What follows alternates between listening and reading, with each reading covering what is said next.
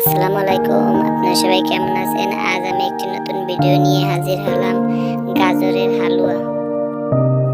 এর জন্য প্রথমে নিয়ে নিতে হবে কিছু গাজর। গাজরগুলোকে ধুয়ে পরিষ্কার করে একটি গ্রেটের সাহায্যে কুচি করে নিতে হবে। কুচি করা হয়ে গেলে চুলায় একটি হাঁড়ি বসিয়ে দিয়ে দিলাম 1 টেবিল চামচ বাটার ও সাথে কিছু গরম মশলা দিয়ে ভেজে নিতে হবে। এরপরে গাজর দিয়ে ভালোভাবে মিশিয়ে লিকুইড দুধ দিয়ে সেদ্ধ করে নিয়ে নিলাম।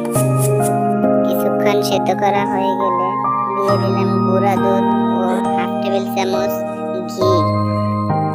সবগুলোকে ভালোভাবে মিশিয়ে একটি পাত্রে তেল ব্রাশ করে পরিবেশন করে নিতে হবে।